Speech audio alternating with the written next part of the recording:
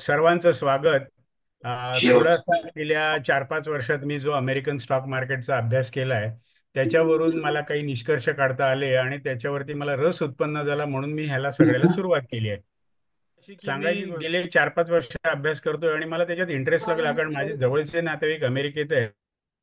त्यामुळे मी जास्ती त्याच्यात रस घ्यायला लागलो. आता सांगायची गोष्ट म्हणजे अशी की आपल्या मार्केटमध्ये आणि अमेरिकन मार्केटमध्ये जरा कमी कोरिलेशन आहे. आणि सर्वात महत्त्वाचा मुद्दा म्हणजे असा आहे की US डॉलर आणि इंडियन रुपीचं जे एक्सचेंज रेट आहे हा नेहमी व्यस्त राहिला आहे. म्हणजे उत्तरोत्तर डॉलर जास्तीत जास्त महाग होत चाललाय.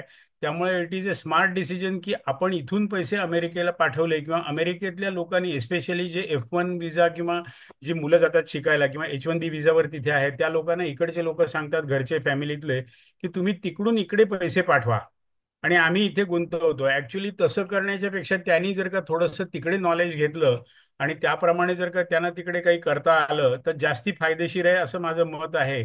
म्हणून मी त्याचा जास्ती स्टडी केला, कारण माझे जवळचे नातेवाईक तिकडे आहेत, तर त्यांच्याकडून पैसे इकडे मांडण्यापेक्षा असं मी समजू शकतो की मीच थोडेसे पैसे तिथे पाठवून त्यांना गुंतवायला सांगितले तर जास्ती फायदेशीर होईल. म्हणून मी हा सगळा उचापती आणि उद्योग सुरू केला होता. ही झाली बॅकग्राऊंड. माझी बॅकग्राऊंड सांगायची अशी की मी जवळजवळ 30-35 वर्ष बँकिंग सिस्टीममध्ये होतो आणि मेनली प्रोजेक्ट अप्रेझल आणि लोन प्रोसेसिंग डिपार्टमेंटला माझं काम झालं. त्या सगळ्या अनुभवानी त्याच्यानंतर 1986 सालीपासून मला म्युच्युअल फंड आणि त्याच्यामध्ये इंटरेस्ट लागला. फक्त मी ब्रोकर किंवा एजंटचं काम कधीच केलं नाही. मी फक्त स्वतःचा स्टडी करायचो आणि स्वतः इन्व्हेस्ट करायचो. ही माझी थोडीशी बॅकग्राऊंड आहे आणि त्यामुळे मला जरा थोडंसं शिकवणं किंवा ट्रेनिंग घेणं ह्या गोष्टीची आवड निर्माण झाली. आता आपण अमेरिकन स्टॉक मार्केटबद्दल बोलूया. अमेरिकन स्टॉक मार्केटमध्ये दोन महत्वाचे गोष्ट म्हणजे दोन मोठे एक्सचेंजेस आहे. एक न्यूयॉर्क स्टॉक एक्सचेंज आणि एक नॅसडॅक. पैकी जो नॅसडॅक आहे त्या नॅसडॅक मध्ये जास्ती करून टेक्नॉलॉजी आणि इनोव्हेटिव्ह आणि डिजिटल बायोटेक असे हायफाय आणखीन वेगवेगळ्या प्रकारचे कटिंग एज टेक्नॉलॉजीचे स्टॉक लिस्ट झालेत. आणि न्यूयॉर्क स्टॉक एक्सचेंजमध्ये वेल एस्टॅब्लिश आणि स्टेबल ज्या जुन्या कंपन्या आहेत त्याचे स्टॉक लिस्ट झालेत. त्यामुळे या दोन्ही ह्याच्यामध्ये थोडा थोडा फरक आहे. आणि हॅलो. आणि नॅसडॅक हे आहे ते डीलर मार्केट म्हणतात, आणखी NYSE म्हणतात ते ऑप्शन मार्केट म्हणतात. ह्याच्यामध्ये थोडासा फरक आहे. आपल्याला त्याच्यामध्ये फार खोलात जायची गरज नाही आहे. आपल्याला जो ETF किंवा जो स्टॉक आवडतो तो आपण घेऊ शकतो आपल्याला ह्याच्यावरती. आता अमेरिकेमध्ये जी लोक आहेत त्यांना तिकडे पॉसिबल असं आहे की तिथे दोन बऱ्याच आहेत, पण त्यातल्या दोन महत्वाच्या म्हणजे स्टॉक ब्रोकर आहेत, ते म्हणजे फिडॅलिटी आणि दुसरं चार्ल्स श्वॅब. तर हे दोन्ही अतिशय नावाजलेले आणखीन महत्वाचे दोन्ही ब्रोकर आहेत. आणि गंमत अशी आहे की आता तिकडे स्टॉक ट्रेडिंग आणि ETF घेताना कमिशन आणि ब्रोकरेज लागत नाही. जसं आपल्याकडे झेरोदा किंवा इतर काही ब्रोकर्स आहेत की जे कमिशन घेत नाहीत, तसं तिथे झालं. 1-2 वर्षापूर्वी तसं नव्हतं. आता झाल्यामुळे ते अधिक अट्रॅक्टिव्ह झालंय, कारण कमिशन आणि ब्रोकरेज बाय आणि सेलला तिथे नाही आहे या दोघांकडे. आता आपण काम करूया. मी जेव्हा सकाळी ज्या पोस्ट केल्या होत्या तेव्हा काही लोकांनी त्याच्यामध्ये काही, म्हणजे मी पर्टिक्युलरली लिव्हरेज ETF बद्दल पोस्ट केली होती. ह्या लिव्हरेज ETF असं आहे की थोडक्यात सांगायचं म्हणजे 1x 2x 3x आणि एक नवीन आलाय तो 4x लॉंग. आता लॉंग म्हणजे असं आहे की असं आपण गृहीत धरूया की नॅसडॅक 5% वर गेलं तर त्याच्याशी जो निगडीत 3x आहे तो 15% वर जातो. पण त्याचप्रमाणे नॅसडॅक जर 5% खाली आलं तर तो 15% खाली येतो. म्हणजे हे एक प्रकारचं भयंकर व्होलॅटाईल काम आहे, जेव्हा तुम्हाला डोळ्यात तेल घालून बघावं लागतं.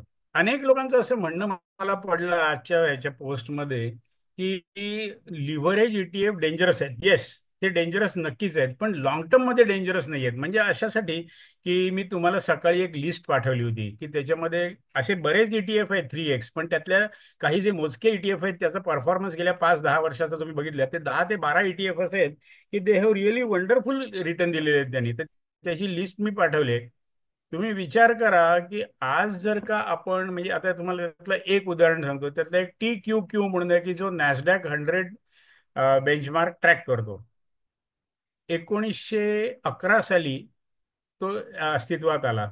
मग आज जवळजवळ 14 वर्ष, त्याला 13 वर्ष झालेत. ह्या 13 वर्षात त्यांनी इतके रिटर्न दिलेत, त्याचं मी तुम्हाला दाखवू शकतो त्याच्यावरती की त्याचे किती रिटर्न्स आणि काय ते. मी तुम्हाला टेबल पण पाठवलं होतं त्याचं. या पद्धतीने जर का अमेरिकेत पैसे मिळत असतील आणि आपण त्यावेळेला $1,000 जर का गुंतवले, म्हणजे त्यावेळेचा तो रेट होता 49,000 काहीतरी, म्हणजे 39-50 रुपये.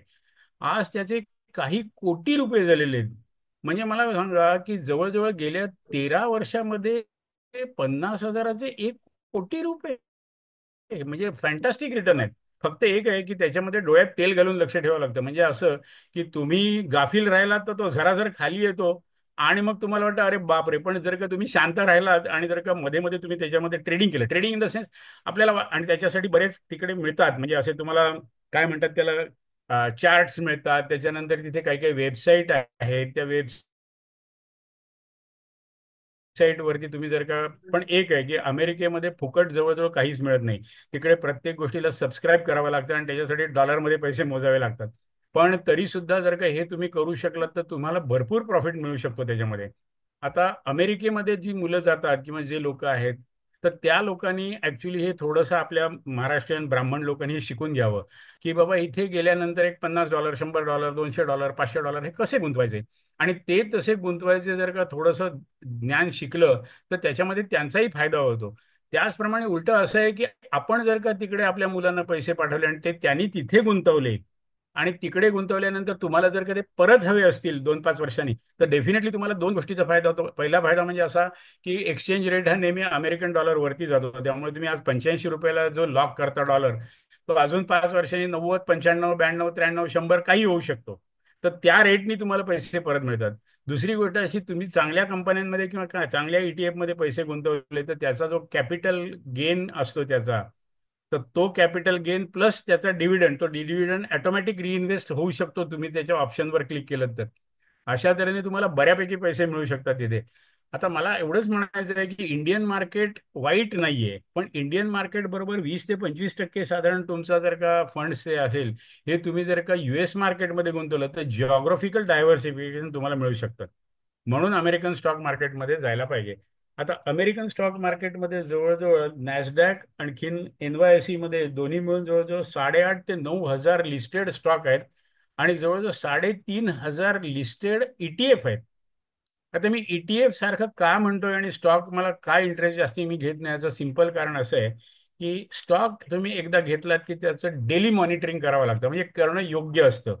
पण ते कधी आला, कधी वर, कधी खाली गेला, इंडिव्हिज्युअल स्टॉक. बरं, दुसरी गोष्ट अशी की त्याच्यामध्ये जे बॅलन्स शीट किंवा प्रॉफिट अँड लॉस अकाउंट किंवा income statement, cash flow statement ह्याची कटकट जी असते करायला आपल्याला, ते आपल्याला त्रासदायक पडते की अशा इतका स्टडी आपण नाही करू शकत त्या कंपन्यांचा. त्यापेक्षा ETF मध्ये टाकल्यानंतर ETF इज ए बंच, म्हणजे तो एक प्रकारची बास्केट आहे वेगवेगळ्या स्टॉक्सची. तर त्याप्रमाणे रिस्क डिव्हाइड होते सगळी कम्प्लिटली. आणि त्यामुळे ETF म्हणजे आपल्याकडे साधारण तुम्हाला सांगतो, तुम्हाला ETF आणि म्युच्युअल फंड ह्याचे साधारण कल्पना असेल असं मी गृहीत धरतो. ते ETF मध्ये वेगवेगळे स्टॉक असल्यामुळे त्याची रिस्क बायफर्केट होते आणि डायव्हर्सिफाय होते. त्यामुळे ETF बरे पडतात घ्यायला तिथे. आणि दुसरी गोष्ट महत्वाची म्हणजे त्याच्यावरती परत बाय अँड सेलला काही कमिशन नाहीये. वेगवेगळ्या प्रकारच्या वेबसाईट तिथे आहेत.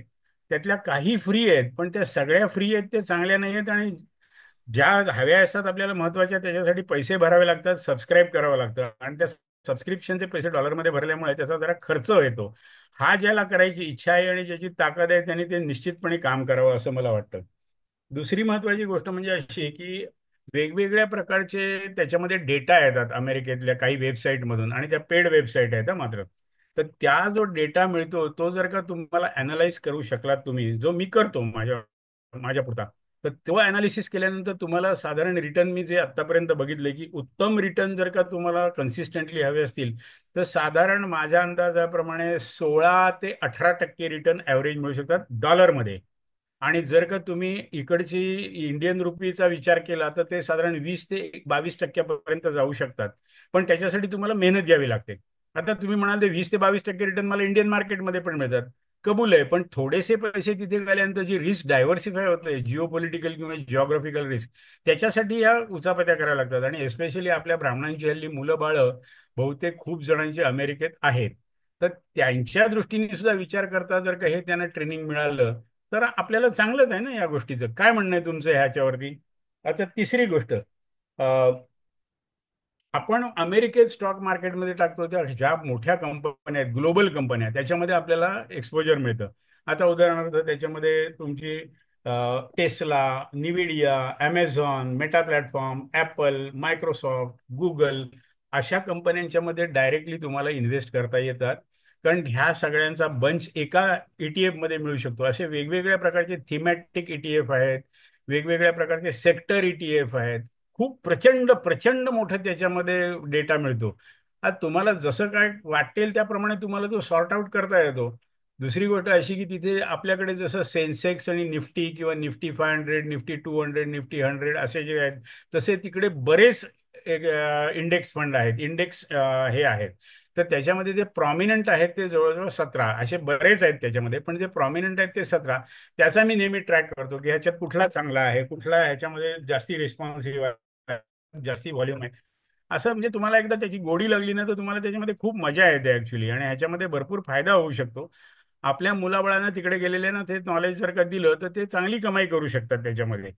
लोकांचा असा एक गैरसमज आहे की अमेरिकेमध्ये इंटरेस्ट रेट कमी आहेत. येस, बँकेतल्या डिपॉझिटला ते इंटरेस्ट रेट एकदमच बेकार आहेत, 2 ते 3% वरती इंटरेस्ट रेट नाहीत.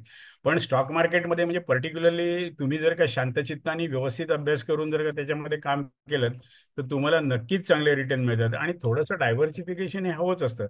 दुसरी गोष्ट महत्त्वाची तुम्हाला सांगतो की माझे काही नातेवाईक ऑस्ट्रेलियामध्ये आहेत, UK मध्ये आहेत आणि कॅनडामध्ये आहेत. पण त्यांचं असं म्हणणं आहे की तिकडची जी स्टॉक मार्केट आहेत, मी जर्मनी आणि फ्रान्सबद्दल काही बोलू शकत नाही कारण मला त्याचं नॉलेज नाही आहे. पण तिथे सुद्धा फार काही मजा आहे असं मला सांगण्यात आलेलं नाहीये. पण हे जे पर्टिक्युलरली ऑस्ट्रेलिया, कॅनडा, आणखीन UK, ह्याच्यामध्ये जी स्टॉक मार्केट आहेत, ती सुद्धा इतके छान रिटर्न नाही देत त्या मानाने. आणि तिकडची लोक सुद्धा अमेरिकेत इन्व्हेस्ट करतात. ऍक्च्युली अशी गंमत आहे की जगभरातले अनेक लोक स्टॉक मार्केट अमेरिकेतले ETF आणि म्युच्युअल फंड. आता म्युच्युअल फंडमध्ये तिथे का नाही इन्व्हेस्ट करायचे, तिकडे भरपूर म्युच्युअल फंड आहेत.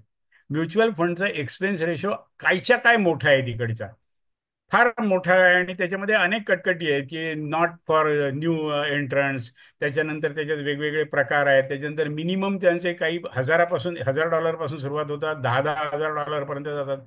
हे सगळं प्रकरण आपल्याला झेपणारं नाहीये. त्यामुळे एक युनिट जर का घ्यायचं असेल तर ते तुम्हाला शक्य होत नाही. म्हणजे आपल्याकडे जसं एक स्टॉक घेऊ शकतो, तसं तिथे एक युनिट घ्यायचं असेल तर तुम्हाला शक्य होत नाही. कारण त्या म्युच्युअल फंडामध्ये मिनिमम $1000 पासूनच पुढे सुरुवात आहे मिनिमम इन्व्हेस्टमेंटची. त्यामुळे म्युच्युअल फंडाच्या फंडात अमेरिकेतल्या न पडणं हा शहाणपणा आहे. फक्त एक्सचेंज ट्रेडेड फंड आणि हवा असेल कोणाला तर स्टॉक. आता वेगवेगळ्या प्रकारचे तिथे स्क्रीनर येतात. वेगवेगळ्या प्रकारच्या स्क्रीनरमध्ये काही एक दोन फ्री आहेत, पण बरेचसे आणि रिसर्च वेगवेगळ्या प्रकारच्या तिथे साईट्स आहेत. त्याची बऱ्यापैकी फी असते त्याची, पण अर्थात ते वर्थ आहे. कारण त्यांनी तुम्हाला एक 14 दिवसाचं फ्री वगैरे लुकअप करायला देतात. पण ताबडतोब ते लुकअप झाल्यानंतर तुम्ही जर का म्हणजे सावध नसाल, तर लगेच तुमच्या क्रेडिट कार्डवरून फटाकन पैसे तुमचे जातात. त्यामुळे you have to be extremely careful की 12व्या दिवसानंतरच कट करून टाकायचं हे प्रकरण. म्हणजे तुम्हाला बघायचं असेल तर फ्री साईट, म्हणजे त्याच्यानंतर ते करायचं असेल तर. पण तुम्ही ते अवश्य बघा, म्हणजे वेगवेगळ्या साईटवरती जाऊन. आता मी जेव्हा ते शिकवणार आहे त्या सगळ्या साईट मी काढणार आहे की ह्याच्यामध्ये काय आहे, ह्याच्यामध्ये काय नाही आहे, ह्याच्यामध्ये काय आपल्याला फायदेशीर ठरेल, हे किती स्वस्त आहे, किती महाग आहे. आता एक गंमत अशी आहे की सगळ्याच महाग गोष्टी चांगल्या असतात असं नाही, आणि सगळ्या स्वस्त गोष्टी फालतू असतात असं पण नाही. तर तुम्हाला त्याचं नीट क्रिटिकल अनालिसिस करता आला पाहिजे की कुठलं चांगलं आणि कुठलं सोडायचं आणि कुठलं परवडतं आणि कुठलं नको आपल्याला हे. अशा तऱ्हेने अमेरिकन स्टॉक मार्केटमध्ये तुम्ही सुरुवात तर करून बघा काय होतं ते. आता ह्याच्यामध्ये दुसरा एक ऑप्शन म्हणजे असा आहे की आपल्या इथे जे म्युच्युअल फंड आहेत इंडियामध्ये रजिस्टर्ड, तर ते सुद्धा अमेरिकन स्टॉक मार्केटमध्ये इन्व्हेस्ट करणारे फंड आहेत. तर त्याचा सुद्धा सुरुवातीला तुम्ही फायदा घेऊ शकता. मध्यंतरी काय झालं होतं आता मला ह्या क्षणाला माहिती नाहीये, पण मध्यंतरी त्यांनी काही काही फंडांनी नवीन सबस्क्रिप्शन घेणं बंद केलं होतं. कारण गव्हर्नमेंट ऑफ इंडियाला आपलं फॉरेन एक्सचेंज बाहेर जायला नको होतं. त्यामुळे काही काही लोकांनी ते थांबवलं होतं. पण पूर्वी ते होतं, आता सुद्धा नंतर सुरू होईल. त्यामुळे सुरुवातच करायची असेल तर तुम्हाला जे इंटरनॅशनल फंड आहेत आपल्याकडे, म्हणजे म्युच्युअल फंड, तर त्याच्यामध्ये तुम्ही सुरुवात करू शकता. किंवा जर का तुम्हाला हवं असेल तर इकडे इंड मनी नावाची एक वेबसाईट आहे. त्याच्यानंतर आणखीन एक दोन वेबसाईट आहेत, त्या तुम्हाला इकडे बसून डायरेक्टली अमेरिकेत गुंतवणूक करायला देतात. अर्थात एक आहे की मला एक दोन जण असे म्हणाले की नाही हो, ते टॅक्स बिक्सचे ते सगळं फाईल करताना खूप जरा ते त्रासदायक होतं. त्रासदायक होतं म्हणजे होतं ते, पण जरा कटकट डोक्याला फार होते ते टॅक्सेशन आणि ते KYC आणि फाटका आणि हे आणि ते करून. मग म्हटलं जाऊ दे ना, एवढ्या आपल्याला रोजच्या रोज डोक्याला ताप नको आहे करायला. आपल्याला माहिती आहे काय करायचं ते. कारण अशा, पण तुम्ही त्याचा शांतपणे विचार करा की हे कसं पॉसिबल आहे. माझ्याकडे भरपूर मी डेटा सॉर्ट करतो आणि मध्ये सगळं काम करतो, त्यामुळे मला हे आवडतंय.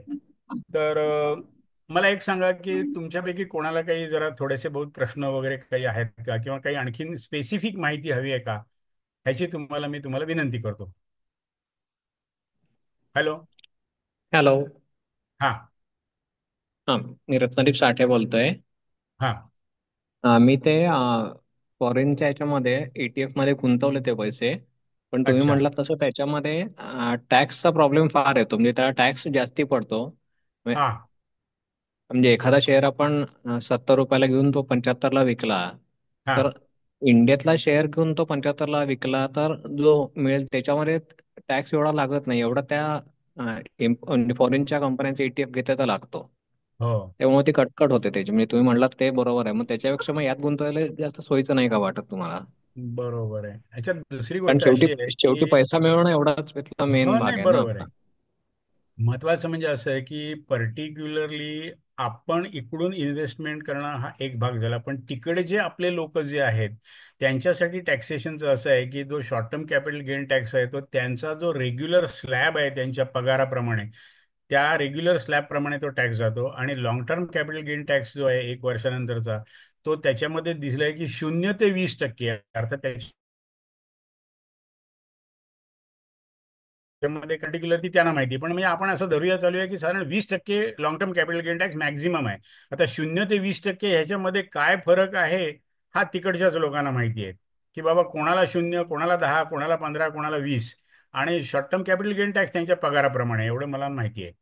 पण असं जरी असलं तरी महत्वाचं म्हणजे असं की थोडा बहुत आता तुम्ही एक म्हणताय शेअर्स, पण एक साधारण आणि दुसरी गोष्ट अशी आहे की साधारण एक एक 10-15 लाख 20 लाख इतपत रक्कम जर का पुढे मागे जर का करण्याची शक्यता असेल तर त्याच्यात वर्थ आहे. अदरवाईज एक 2-5 लाखांनी जर का इन्व्हेस्टमेंट तिकडे करायची असेल तिकडे डायरेक्टली, तर त्याला काही फार अर्थ राहत नाही, कारण मग त्याची कॉस्ट जास्ती पडते. ट्रान्झॅक्शन कॉस्ट म्हणजे इकडून उचापत्या करा, तिकडे सबस्क्राईब करा, इकडे हे करा, तिथे टॅक्स भरा. It's not worth. पण जरा सबस्टॅन्शियल अमाऊंट असेल एक 10-20 लाख रुपये, तर डेफिनेटली ट्राय करायला हरकत नाही त्याच्यामध्ये. आणि महत्वाचं म्हणजे आपली जी मुलं बाळ नातेवाईक आहेत त्यांना तिकडे शिक्षण दिलं आणि त्यांना सांगितलं की बाबा रे तुम्ही तिकडे काम करा, तर ते जास्ती चांगलं आहे. पण ॲज ए डायव्हर्सिफिकेशन म्हणून थोडासा विचार करायला हरकत नाही, असं माझं मत झालेलं आहे. Okay okay, thank you thank you. Okay. अ, आणि कोणी? हां, सॉरी. बोला मॅडम. हा, माझं नाव चारुता आगाशे. मी आता इथे कनेटिकटहून लॉग इन केलंय अरे आणि मी वा वा, थँक्यू. आली. हा, तर तुम्ही आता जस्ट ऍज अ नोवाईस, म्हणजे मी गेले 2-3 वर्ष माझं मला जमेल असं ट्राय करतेय. पण मी ते S&P 500 वगैरे मध्ये आणि हो. अ, ज्या फेमस कंपन्या आहेत म्हणजे ऍपल, अमेझॉन, टेस्ला, जी नावं ऐकण्यात येतात त्याच्यामध्ये हां. इन्व्हेस्ट करतेय. तर तुम्ही ओके. त्या डायव्हर्सिफाय करायला काही ETF ची हे देऊ शकता का कोर्स, की हाऊ टू हो, स्टार्ट विथ डेफिनेटली. सर्टन? पहिली गोष्ट म्हणजे अशी की तुम्ही एकदा मनाशी पक्क ठरवा की आपल्याला डायरेक्ट इक्विटी म्हणजे स्टॉकमध्ये इन्व्हेस्ट करायचे आहेत का ETF करायचे आहेत. मला तुम्ही पर्सनली विचारलं तर मला ETF हा जास्ती सोयीस्कर मार्ग वाटतो डायरेक्ट स्टॉकपेक्षा. कारण तुम्हाला मगाशी मी कारण सांगितलं त्याचं, कारण ETF कमी कटकटीचा असतो, कमी मॉनिटरिंग करावं लागतं, आपल्याला जास्ती काही बघावं लागत नाही, थोडं बहुत मॉनिटरिंग केलं तरी पुरतं. त्यामुळे आता तुम्ही S&P 500चे जे सांगताय की तो सर्वात जुन्यातला जुना म्हणजे आपला S&P 500 हा जो इंडेक्स आहे त्याच्यामध्ये दोन महत्वाचे आहेत. एक SPY नावाचा टिकर सिम्बॉल आहे त्याचा, तुम्हाला हो माहिती असेल. हो.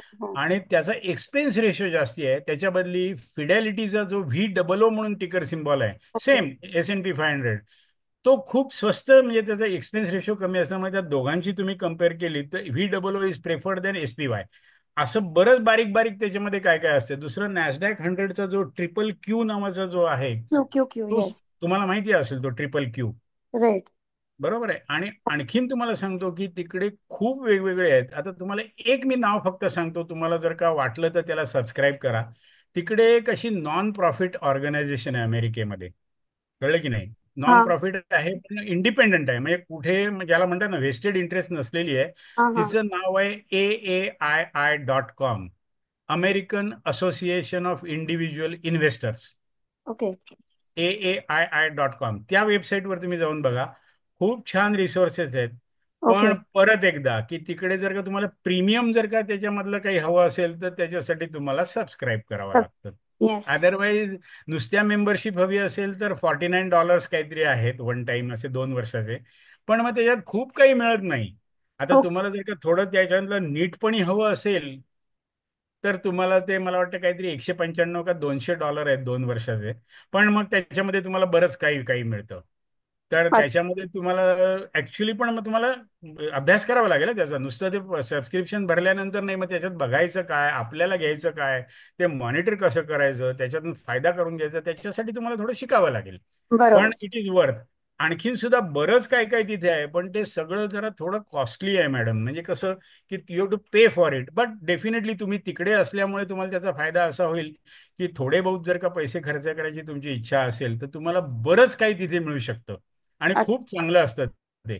आणि एक दोन तीन अशा म्हणजे व्यवस्थित अशा काही गोष्टी आहेत की ज्या तुम्ही क्रॉस चेक करू शकता. आता तुम्ही तिथेच असल्यामुळे तुमचा या गोष्टीला खूप फायदा होईल तुम्हाला. फक्त मी तुम्हाला एवढंच म्हणतो की तुम्ही जर का स्टॉकमध्ये करणारच असाल, तर थोडंसं टेक्निकल नॉलेज पण घ्या. म्हणजे टेक्निकल अनालिसिस ज्याला म्हणतात ना, राईट. योग्य वेळेला एंट्री आणि योग्य वेळेला एक्झिट. म्हणजे if you want to properly trade, तर त्याचं थोडंसं नॉलेज तुम्हाला मिळवता आलं तर बघा. म्हणजे technical analysis. Okay. Fundamental analysis तर आपल्या बहुतेक सगळ्यांना येतो बऱ्यापैकी.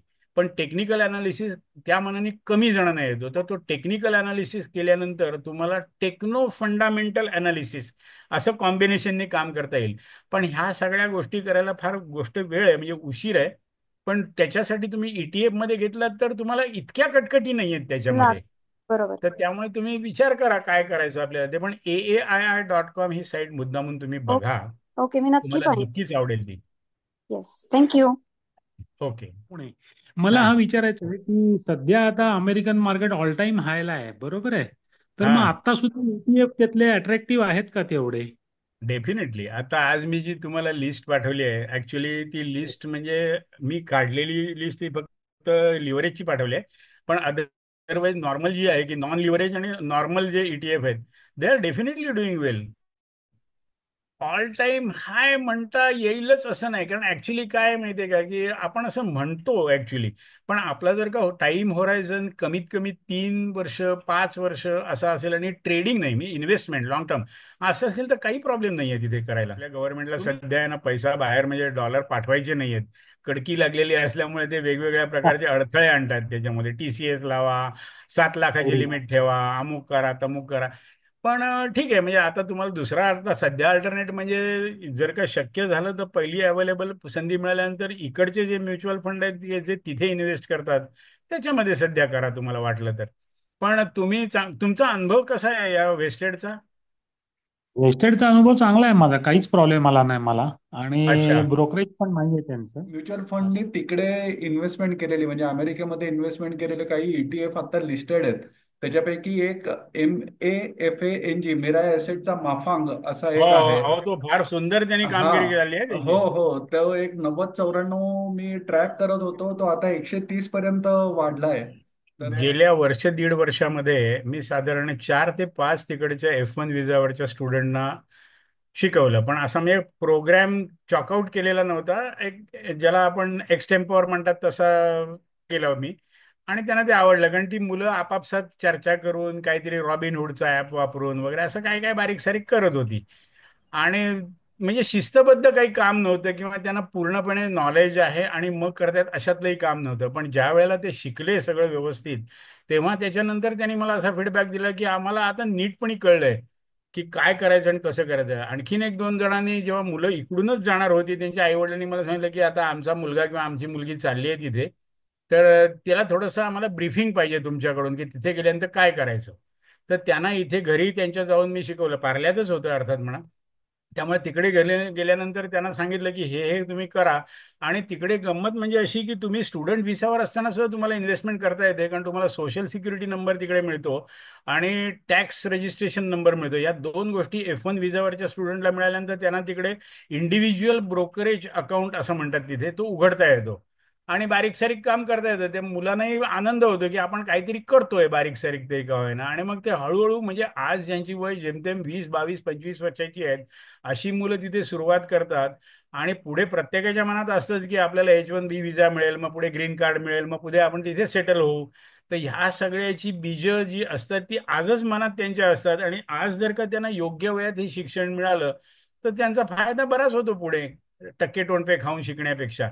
तर असं झालं. दुसरी गोष्ट अशी महत्वाची की मी ऍक्च्युली इकडे सुद्धा म्हणजे इंडियामधल्या मुलांसाठी पण एक कोर्स तयार केलाय, ज्याला मनी स्मार्ट म्हणून मी नाव दिलंय. तो एक दिवसाचा कोर्स आहे. म्हणजे वय वर्ष 18 ते 28 या वयोगटातल्या मुला मुलींना एक वेगळ्या प्रकारचा मी कोर्स तयार केलाय, की ज्याच्यामध्ये वेगवेगळ्या प्रकारचं मनी स्मार्ट शिक्षण दिलं जातं आणि जे घरी जनरली आई वडील शिकवत नाहीत किंवा शाळा कॉलेजमध्ये शिकवलं जात नाही, तर ते मी त्यांना एका दिवसात म्हणजे सकाळी 10 ते संध्याकाळी 5 या एका दिवसात सगळं त्यांना नीटपणे सांगतो. आणि मग त्यांना काही शंका कुशंका असतील तर ह्याला हँड हेल्डिंग मॉनिटरिंग म्हणतात तसं करतो. आणि त्याचाही त्यांना खूप फायदा होतो. आणि त्यांना सर्वात महत्त्वाचं म्हणजे तरुण वयात जे शिक्षण मिळतं त्याचा त्यांना मॅजिकल पॉवर ऑफ कंपाऊंडिंग नावाचा जो शब्द इन्व्हेस्टमध्ये त्याचा फायदा होतो. आणि त्याचा मला रिस्पॉन्स पार्ल्यामध्ये आणि आजूबाजूला बऱ्यापैकी आला. कोविडमध्ये मी ऑनलाईन पण घेत होतो, पण पर्टिक्युलरली कोविड नंतर आता बऱ्यापैकी ते काम चालतं. आणि आमच्या इथे आम्ही पार्लेकर नावाचं एक दर महिन्याला एक लोकल न्यूजपेपर म्हणता असं येतं, तर त्याच्यामध्ये माझे 2024 साली जानेवारी फेब्रुवारी मार्च एप्रिल मे आणि जून असे 6 महिने लागोपाठ वेगवेगळ्या वयोगटांसाठी मनी स्मार्टचे लेख प्रसिद्ध केले. तिथे ज्ञानेश चांदेकर म्हणून त्याचे एक संपादक आहेत. तर ते म्हणाले मला छोटे छोटे मराठीतले लेख हवेत. तर तसे लेख त्यांना लिहून दिले. मग मला हे ऍक्च्युली मनापासून आवड आहे असे शिकवायची वगैरे. तर आता हा जो मी कोर्स तयार करतोय अमेरिकन स्टॉक मार्केटमधला, हा साधारण मी तुमच्या संक्रांतीनंतर सुरू करतो, की जरा स्ट्रक्चर्ड प्रकारे तो तयार करतो. ज्याला इच्छा असेल तो शिकू. मी एक रिझनेबल फी अशासाठी ठेवली आहे की तुम्हाला मनापासून प्रामाणिकपणे सांगतो की फुकट शिक्षण केलं तर त्याला किंमत शून्य असते. एका कानातून ऐकलं दुसऱ्या कानातून सोडून दिलं.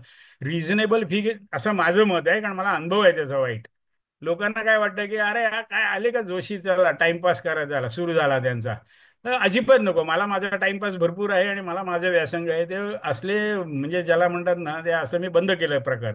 एक रिझनेबल फी घ्यायची, प्रामाणिकपणे शिकवायचं आणि त्याच्यामध्येच मजा येते असं माझं स्पष्ट मत झालेलं आहे. कोणाचं काही दुसरं मत असेल तर भाग वेगळा. पण मी रिझनेबल फी घेतो. कारण दुसरी गोष्ट अशी की गेली 2-3 वर्ष मी पण काही काही ठिकाणी अमेरिकेत सबस्क्राईब करतो. मी जे मगाशी जर तुम्हाला उल्लेख केला ते. आणि त्याच्यासाठी मी डॉलरमध्ये पैसे मोजतो आणि मोजलेले आहेत. तर माझं असं स्पष्ट मत आहे की मग जर का आपण एवढा खर्च करतो एवढी मेहनत करतो तर त्याचा थोडा बहुत परतावा तरी रिझनेबली आपण घ्यावा. ह्याच्यात मला असं वाटतं की माझी फार चूक नाहीये. तर अशी मी एक रिझनेबल फी घेऊन ते शिकवायचा विचार केलाय. ज्याला इंटरेस्ट असेल त्याने मला पर्सनली कॉन्टॅक्ट करावा. ऍक्च्युली मला खरं स्वतःला 1-to-1 म्हणजे किंवा रादर पर्सनली जाऊन शिकवायला आवडतं. आता इथे आजूबाजूला कोणाला शिकायचं असेल किंवा काय असेल तर मी माझा लॅपटॉप घेऊन त्यांच्या घरी जातो. किंवा शक्य असेल तर त्यांना माझ्या घरी बोलवतो. त्यांच्या घरी गेलो तर त्यांना एक फायदा असा होतो की घरातली काही बायको असेल, आई असेल, काका असेल, वडील असेल, मुलगी असेल तर त्यांनाही सांगतो की ठीक आहे तुम्ही एकाची फी भरली तरी दोघे जण बसलात तरी माझं काही म्हणणं नाही आहे त्याच्यामध्ये की बाबा तुम्ही एकट्याने भरलं ना एकट्यानेच बसा बाकीच्याने आत बसा असं काही माझं नसतं. त्यामुळे मग सगळ्यांना त्याचा थोडा बहुत इंटरेस्ट असेल तर फायदा होतो. हा असा उद्दिष्ट आहे माझं.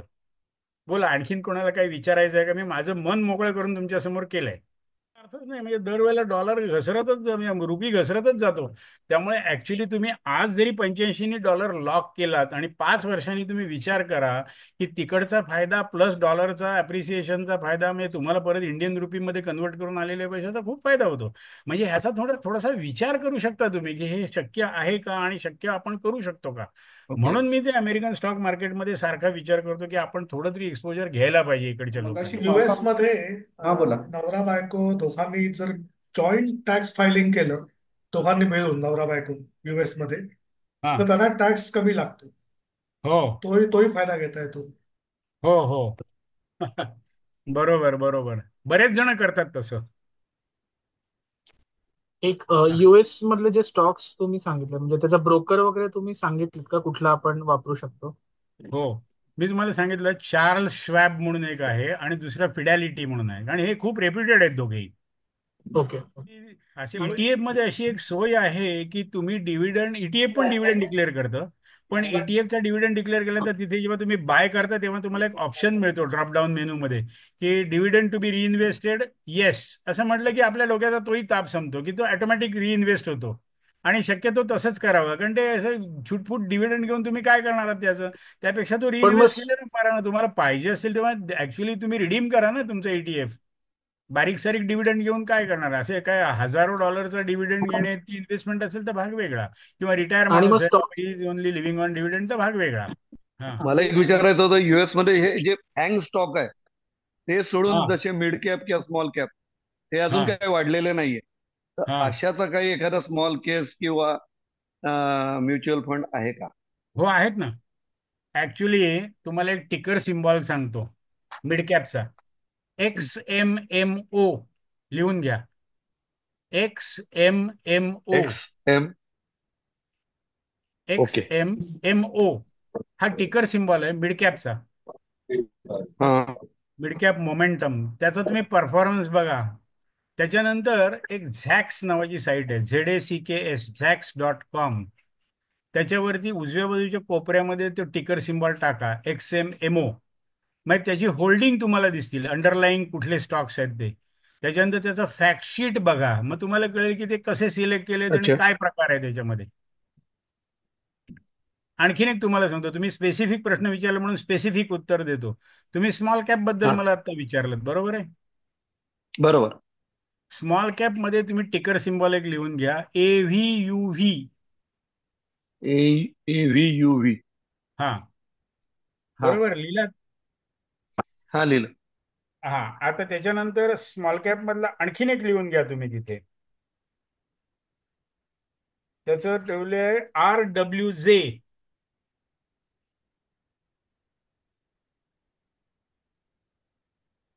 या काय सगळ्या RWJ. वेबसाईट आहे का? नाही नाही, RWJ हा टिकर सिम्बॉल आहे. Okay okay okay okay. तुम्ही गुगलवरती सर्च केलात ना, ते ETF हा. RWJ, ETF AVUV किंवा झॅक्स नावाची ओके जी साईट आहे, ZACKS, त्याच्यावरती जाऊन हे टिकर सिम्बॉल वरती कोपऱ्यामध्ये त्यांचा तो एक विंडो आहे, त्याच्यात टाका, मग तुम्हाला सगळी माहिती मिळेल झॅक्समध्ये त्याची. अशा बऱ्याच वेबसाईट आहेत, माझ्या ट्रेनिंगमध्ये सगळं येईल ते, तुम्हाला ओके पटापट कळतं. आणि डेटा जो आहे तो मी मगाशी तुम्हाला ओके सांगितलं ना, की तो AAII.com वर मिळतो, पण तो पेड डेटा आहे. आणि त्याच्यापैकी बऱ्यापैकी पैसे मी दरवर्षी खर्च ओके. करतो. तुमचा हा वैयक्तिक अनुभव अमेरिकन स्टॉक आणि अमेरिकन ETF ह्याच्या दोघांमध्ये कंपॅरिझन केलं तर तुमचा अनुभव कसा तुम्ही सांगू शकाल? त्याच्यामध्ये तुम्हाला कुठली गोष्ट जास्ती पसंत पडली आतापर्यंत आणि का? मला मला फक्त स्टॉकनीच चांगला फायदा दिला. म्हणजे मी तर त्यातले डिसेंबर 22 मध्ये साधारणतः मला आठवत आहे, हा मी टेस्ला, अमेझॉन आणि गुगल हे तिन्ही हा. घेतले होते. ज्या ज्या अच्छा. वेळेला ते खालती आलेले तेव्हा चार्ट बघून घेतले होते अर्थात मी. मला काय बाकी त्यातलं काय फार काय कळत नव्हतं, पण ते हा ऑलमोस्ट बॉटमला होते. आणि दुसरा एक तो DPST म्हणून आहे, तिथला बँकिंग वरचा आहे एक हो हो, आहे ETF. तो तो हा तर ETF आहे. तो लोकल हो बँक्स हो वगैरे ETF. काहीतरी, छोटे येस बँक वगैरे असं येस काहीतरी आहे ते. येस, तो पण घेतला होता. हा. त्यात पण रिटर्न चांगला मिळाला. पण मॅक्झिमम माझे स्टॉक मध्ये जास्त होते ते TQQQ आणि ट्रिपल अरे क्यू बाबा. आणि FNGU. त्याच्यात सुद्धा मी घेतले होते, पण थोडे SOLX होता एक, अजून एक असं हा, आहे. तर एसओ ते त्यात एक्सेल. सुद्धा, हा SOXL सॉरी, त्याच्यात सुद्धा मी टाकले होते, पण ते जास्त नव्हते. बेसिकली स्टॉक मध्येच रिटर्न चांगले मिळाले ओके मला. ओके. हा, त्याच्यामुळे एक नंतर गोष्ट मग सांगायची राहिली ती जाता आता सांगतो. हे लॉंग लिव्हरेज आहेत ना, तसे शॉर्ट लिव्हरेज पण आहेत हा, आणि ते भयंकर डेंजरस आहेत. म्हणजे भयंकर डेंजरस असे आहेत की जनरली एक बघा की मार्केट हे लॉंग टर्म मध्ये वरतीच जात असतात. हे शॉर्टवाले जे लिव्हरेज आहेत ना, ते अक्षरशः सत्यानाश करून टाकतील. त्याच्यामध्ये चुकून सुद्धा हात लावायचा नाही त्याला. म्हणजे TQQच्या बदली SQQ आहे. तुम्ही फक्त त्याची गंमत बघा, त्याचा परफॉर्मन्स बघा. 17 सेंट वर आलाय तो $1,000. आणि ते बरोबर आहे, कारण ते तिकडे आहे ना, ते लोक जे काय मला म्हणतात ऑप्शन ट्रेडिंग म्हणतात किंवा डे ट्रेडिंग काय करतात मला माहित नाही, ते लोक तो वापरतात. आपण कधीही त्याला हात लावायचा नसतो, त्या इन्व्हर्स ज्याला म्हणतात त्याला. तर ते आता लोकांचे जे सारखं म्हणणं आहे की ते अमुक होईल तमुक होईल, आहे काय नाही. तुम्ही जर का लॉंग लिव्हरेज घेतलात आणि नीट मॉनिटरिंग केलं तर तुम्हाला बऱ्यापैकी पैसे मिळू शकतात. फक्त तुम्हाला सजग राहावं लागतं, आणि शॉर्ट ज्याला म्हणतात ते तर कधीच हात लावू नयेत. त्यामुळे तुम्ही जर का नीटपणे शिकलात ना या सगळ्या गोष्टी, काय करावं आणि काय करू नये, तर तुम्हाला डेफिनेटली बऱ्यापैकी फायदा होतो. पण ओके. US म्हणजे फॉरेन जर हे 7 लाखच्या वर जर खर्च केला तर काही TCS द्यावं लागतं 20%. हो, हा. पण तर तो जो जर TCS ओव्हरसीचा. नाही, ऐका, तो TCS जरी कापला ना, तरी तो क्रेडिटला तिथे जमा होतो, आणि तुमच्या रेग्युलर जी टॅक्स लायबिलिटी आहे त्याच्यातून तो ऍडजस्ट केला जातो. म्हणजे ऍक्च्युली तो टॅक्स जात नाही तुमच्या खिशातून, तसा तो क्रेडिट केला म्हणजे आपण TDS म्हणतात तसं त्या टाईपचा तो होतो, आणि त्याच्यानंतर तुमची रेग्युलर टॅक्स लायबिलिटी असते त्याच्यातून तो ती कमी होते.